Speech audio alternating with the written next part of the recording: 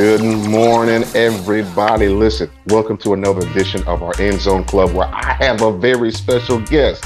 But guys, guess what? You know I couldn't do a youth leadership series without going into the bayou and reaching down and getting an LSU guy. So today, who's my special guest today? Hey, good morning, everybody. My name is Coach Orlando Gunn, representing Unbecoming Lifestyle. It's a lifestyle movement that I've started since playing ball at LSU. But just quick bio, go Tigers. I walked on in 2006 all the way through 2010. '07 was actually my first season fully on the team. But that was a phenomenal journey, an amazing time in my life. And honestly, that was one of the times I felt the most alive as a young man in general. So Orlando Gunn here, play running back, DB, 2007 national champion, and really happy to be here. Awesome. Well, Mr. Orlando, before we get into the journey, I got to start at the genesis. Now, I got to first of all give a shout out to your parents because they were military personnel and you were an Army brat. And I was also an Army brat. So I want to talk about how did that military brat experience kind of like shape who you are today? Got it. Being a military kid is tough. No lie. I mean, you're somewhere for 2 years, maybe 3 years, and then poof, on to the next stop. For me, it was kind of a put up or shut up type thing. You better make some friends. You better say hello, and don't be a recluse because this is your new stop, and you got to make the best of it. So honestly, the toughest part was just leaving some of the really good people in your life. I was trying to do Facebook before Facebook was created, right? So a bunch of names, bunch of emails, what Air Force base we were at, what Army base we were at. I just tried to keep in touch as much as possible. So I really just I learned to value friendships, no matter where you're at, and you can make a best friend in a week's time. So it was an awesome experience, though. Got to see the rest of the world, and it really shaped my mindset that this place that I'm from isn't the only way that they do things. That there is a worldly view and a worldly aspect that you also need to be in tune with as well. Let me ask you this, because with me being an Army brat, a lot of times people ask me, where are you from? And I have a hard time answering that because it's like a gumbo pot, just a little of everywhere. Did that help you to relate with people being from a lot of different places? Definitely that. I can remember, that's a funny story. So, on your Letterman jacket, you usually a lot of people put their state, right? Being that I was a military kid, I had 3 states on the back of my Letterman jacket. I was born in Georgia, I lived in Florida, and I lived in Texas. So, I had a tri-state native on the back of my Letterman jacket. And so I had spent equal time in all these places. And so, but to be able to, tell people, I wasn't born in Texas, but I got here as fast as I could. That was one thing, right? To say that you love peaches and you're from the peach state, being a Georgia native, that was awesome as well. And then I love sunshine and tropical weather. So Florida also feels like home. Wow, it's so funny you say that because in a nutshell, that's kind of similar to my own story. I was born in Fort Stewart, Georgia, lived there very briefly, 8 months, and then we went over to Italy, from Italy to Jersey. Jersey, parents got out the military, and then we moved down south. And somehow when I moved down south, I moved into LSU territory. Yes, sir. And I didn't realize how big football is until I got a chance to see Death Valley at night. What was that like? Death Valley. There's no place like it. Every college athlete is going to tell you that that's one of their favorite stadiums to play in, and it's awing to say the least. They say it never rains in Death Valley, which is pretty awesome. But it's everything that you can imagine plus and some. Running in front of, I think at the time we were playing 97,000 fans. Everybody screaming at the top of their lungs. The seats go up and up and up and up and up. It was definitely an electric experience. So for me, as a walk-on student athlete, that means I was a student first.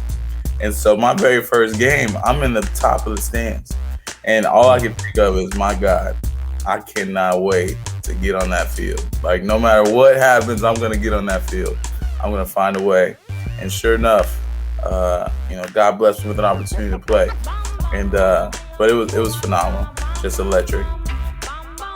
Now, look, in a nutshell, let's talk about some of the hard work that you put into it, because I think a lot of times we probably overlook how much hard work in the classroom goes just to be eligible for the football side. Let's talk about that. You coming in as a walk on and earning your stripes with the team. Honestly, Pastor Mitchell, I think we forget how much hard work actually goes into our dreams. But if I can dial it all the way back, it starts in sixth grade. Okay. Moved from Tampa, Florida to Mannheim, Germany.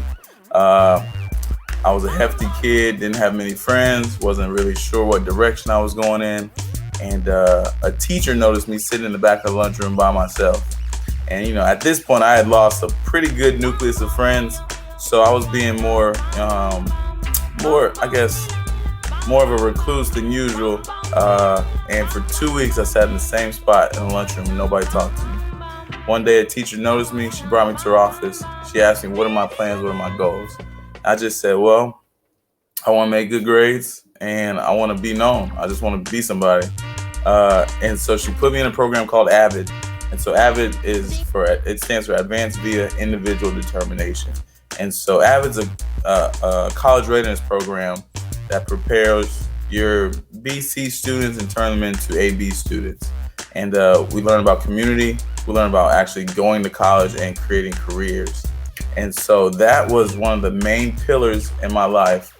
Sports was another one, but AVID brought a lot of education and community aspect that was huge, especially that my parents had already instilled, but it was to get it on the outside of my household, which is also important. And so from that standpoint, I learned to be college focused, learn how to take notes, learn how to study. And I also realized if I wasn't an AVID student, I'm not sure I would have made it on as a walk-on student in college. Because as a walk-on student, no one's holding your hand. Nobody's calling you, telling you what time you need to be in class.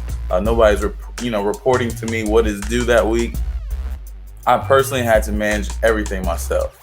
And so that, it's a lot of the hard work that had to go into it. Had to keep those grades up. The only reason I was eligible to even go to LSU is because I had a 3.5 GPA. Wow. Shout out. Good job. But my dad instilled that when I was a kid by saying, don't bring anything lower than a B in this house, right? Now, I took ownership in sixth grade when I noticed some kids were at a pizza party because they had honor roll and I wasn't. And so that was my care at the time. Why am I not in that room, right? Why am I not being celebrated? Well, this is what you have to do. And so a lot of people, you got to find your internal or indomitable spirit, figure out what really moves you, what do you really want, and kind of go after it. And that's what I did. So that was the foundation. One, having academic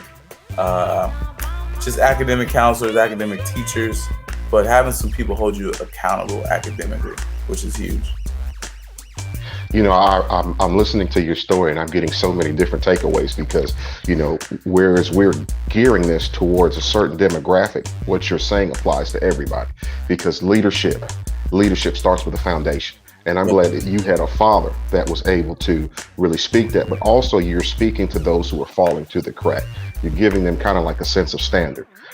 But one thing I like about that foundation you got is even playing football, you got a chance to experience, to me, the best program in the world in LSU. Saw what championship teams look like, saw the building blocks, right. But you were so much more than a football player. Yes, sir. I think that's a personal thing. I would tell myself, I'm not just a football player. This is something I do. And what happened was I'd go to a lot of different events or hang out with some friends of mine. We go to a party or we go to a social event and they say, hey, this is my friend Orlando. He plays football at LSU. And everywhere I went, that was my introduction. I started to notice, I was like, I'm not just a football player. It's just something I do because everybody's days are numbered. There's going to be a day you're going to have to hang up the cleats, whether we want to or not. We all can't be Tom Brady and Drew Brees, right? So at that point, I had to just come to a realization myself that I'm going to build a well-rounded itself. Well-rounded opportunities, and put my eggs in different baskets. Period. Because I've seen multiple people get cut from teams. I've seen people go to the league, air quotes, make it to the league, and then they get hurt week 1, 2, 3, 4 preseason, and it's over. I've seen people at LSU be the best player that we've ever seen. They're highly touted, about to be drafted number 1. The night before the draft, they're in a horrific car accident. Right? It's happened once or twice. Shout out to Demetrius Byrd and my boy Chad Jones. These are two guys who are going to be the greatest, and they just had some really unfortunate events take place. And to be that close, man, my heart goes out to them and other people like that. Because as kids, we fantasize about this dream of quote unquote making it. We want to pay our parents back. We want to, live big, live a good life. But at the same time, just breathing is your grandest opportunity. God gave us the sun, and that's all we need. And so for us to throw on all these man-made dreams and pressures, that's really unfortunate. And we actually miss what life is really all about. So that's why I want to always remember that I'm more than just a football player, more than an athlete, right? More than just shut up and dribble. So I'm glad, guys like LeBron started movements like that. Wow, man, I wish we had more time than what we had, because you've really kind of struck at the vein of a lot of things that I'm passionate about. But, one thing I like about you, talking about being more than a football player, you had academic success. 2018, you were all SEC with the honor roll. 2010, you won the Male Athlete Scholar of the Year, or Student Athlete Volunteer of the Year. I think it speaks a lot about a man's character and leadership when he is in this bubble as a football player, right. But he's more involved with the community around them. From that point, from winning that award, what are some things that you've done in the community before we get out of here? Some of the most awesome things is really to go to schools, talk to elementary students, talk to middle school students about their health and nutrition.